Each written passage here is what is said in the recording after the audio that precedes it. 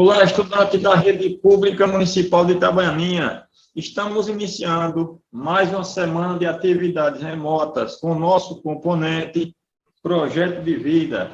Para quem não me conhece, eu sou o professor Hernandes, responsável por trabalhar e desenvolver essas atividades de Projeto de Vida com vocês, tá certo? Para esta semana, a nossa agenda de estudos indica uma revisão sobre valores e convivência social, tá certo? Então, peguem aí o caderno, a apostila e vamos lá para a nossa revisão, pois na próxima semana vocês estarão fazendo provas, tá certo? Para início de conversa, vamos retomar o que vem a ser os valores sociais humanos. Nós falamos sobre isso na última aula, na aula da semana passada, não foi isso? E hoje vamos reforçar o que vem a ser esses valores sociais humanos. Eles são um conjunto de regras de convívio social que, embora não estejam registradas como ocorre com as leis, podem ser deduzidos facilmente. Os valores sociais, eles não são estabelecidos como lei. Você é obrigado, não é obrigatório você possuir esses valores. Mas os valores sociais, eles ajudam e facilitam o nosso convívio em sociedade, ok? Os principais valores sociais humanos, nós temos o amor, a amizade, a bondade, a confiança, a honra, a honestidade, a justiça, a liberdade, a paz, o respeito, a responsabilidade, a solidariedade e a tolerância. Esses são os principais valores estabelecidos na nossa sociedade, tá certo? Temos também os valores morais, que alguns acabam se encontrando com os valores humanos, como a solidariedade, a honestidade. Temos também a gentileza, o respeito, a bondade, que é casada com os valores humanos, a sinceridade, o bom senso e a ética.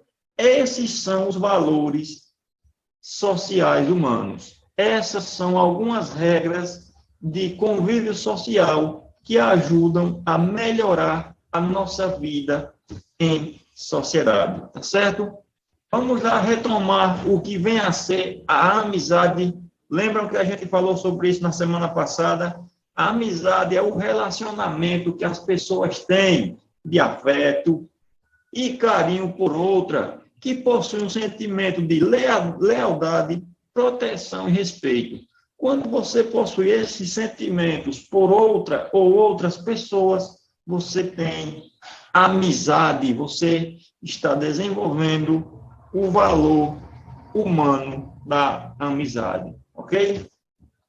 A bondade é mais um valor que nós podemos destacar na aula de hoje. É a qualidade de alguém que tem alma nobre e sempre é inclinado a fazer o bem. É uma pessoa que sempre busca soluções que irão fazer o bem para o outro ou para os outros. Essa é a bondade.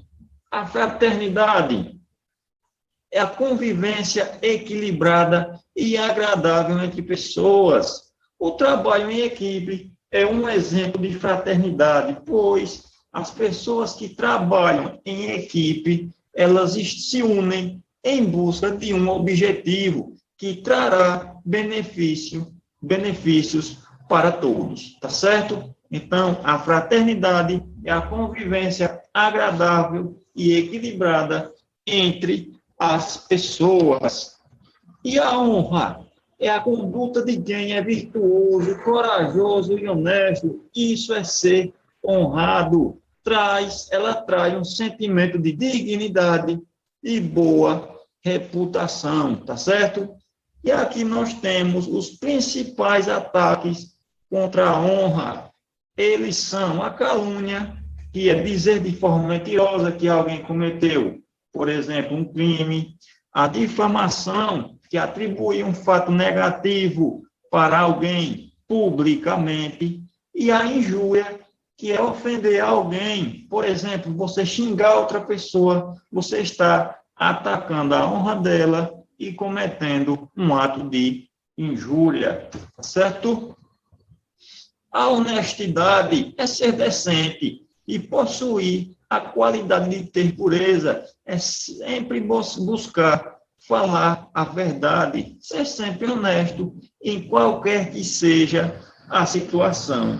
Nós temos aqui o exemplo na figura do pai chegando em casa e já afirmando: seu irmão vive quebrando as coisas. O filho dele já: não, pai, foi eu que quebrei. Ele possui uma atitude, ele apresenta uma atitude honesta de se apresentar como o autor desse ato, tá certo? Ele poderia jogar a culpa no irmão, pois o pai deduziu que foi do irmão. Mas ele, por ser honesto, por possuir essa qualidade da honestidade, ele busca falar a verdade e assumir o seu erro. A tolerância é admitir modos de pensar, agir e de sentir diferentes do meu. Ou seja, é entender que o mundo possui diversas formas de pensar. Milhares e milhões de pessoas pensam de formas diferentes. Então, a tolerância é respeitar o espaço do outro, saber que o outro pode pensar diferente de você, agir diferente de você e ter sentimentos diferentes dos seus, ok?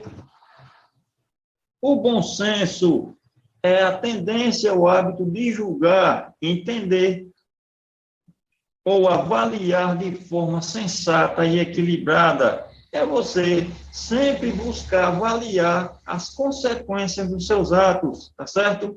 Por exemplo, o rapaz do carro vermelho pediu uma ajuda: pode me dar uma mão aqui? E aí, no segundo momento, é que eu parei para ver o acidente e agora, olha só o que aconteceu. Ele parou para ver esse acidente que tinha ocorrido com o carro azul, olha, ele trocando o pneu do carro.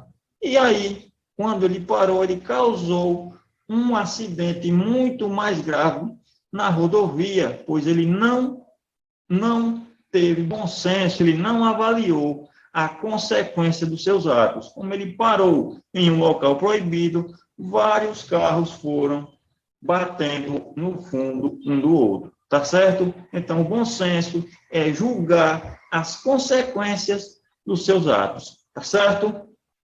E aí, agora nós finalizamos a nossa revisão por hoje e vamos agora tratar dos assuntos específicos de cada que venha a ser de interesse para cada um de nós no segundo momento. Vamos lá para a nossa apostila de hoje.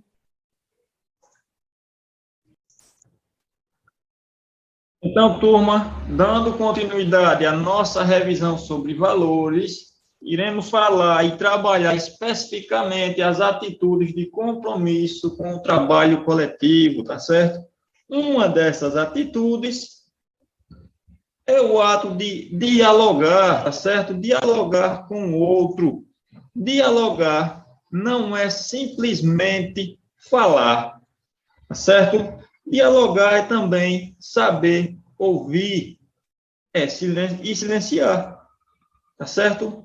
Dialogar não é simplesmente falar, tá certo? Você falar e falar. Também é o ato de saber ouvir e silenciar, pois é no silêncio que ponderamos e esperamos um terceiro pensamento, como escreveu quem? O Guimarães Rosa, ok? Mesmo no silêncio e com o silêncio, dialogamos, disse quem? Carlos Drummond de Andrade, tá certo? Mesmo em silêncio, em alguns momentos, nós conseguimos dialogar, pois, às vezes, com silêncio, nós refletimos e trabalhamos um novo pensamento. certo? Não dialogamos para reforçar o que já sabemos, mas para construir novos significados. É uma forma de se relacionar e de criar com o outro. O diálogo é uma forma de se relacionar e criar com o outro, tá certo? No mundo do automatismo, das coisas automáticas, no mundo do automatismo desenfreado, do tagarelar, do falar sem parar, sem respirar, sem refletir, desconhecemos a potência da nossa própria fala. De tanto lançarmos no vazio e desconhecemos a potência do outro, pois não sabemos escutá-lo. O que dizer? O dizer se torna assim inútil. O dizer se torna assim inútil. E as palavras perdem a força, isto é, a potência de significar. As palavras se tornam simplesmente atos vazios. Falam e, na verdade, não dizem nada, tá certo? Uma das principais constatações ao tratarmos de problemas concernentes à banalização dos valores, que nós estamos trabalhando hoje, é a banalização da palavra. Se as pessoas procuram cada vez menos dialogar e entender o outro, elas também vão cada vez menos se perder nos seus valores, vão deixar seus valores de lado, pois elas não respeitam nem o pensamento, nem o diálogo, tá certo? Elas não buscam refletir sobre tais questões. Desde o seu uso irresponsável até o esvaziamento dos seus significados. Mas um grupo social, qualquer que seja, ele só chega a esse estado de coisas através de uma outra prática banal. O esvaziamento do vínculo entre pessoas. É mais uma prática que prejudica esse diálogo entre pessoas. A falta de vínculo, você não possui vínculo com os outros, acaba atrapalhando esse diálogo com qualidade. Você não vai buscar dialogar com quem você não conhece, tá certo? Em qualquer lugar onde esse vínculo humano perdeu a importância, as pessoas se encontram, mas não dialogam. Se você não tem vínculo com essas pessoas, dificilmente você vai dialogar com ela, dificilmente você vai querer saber o que ela tem para lhe contar. Mesmo que falem sem parar. Uma anseia pelo calar do outro, quer que o outro pare de falar, para chegar à sua vez de também falar.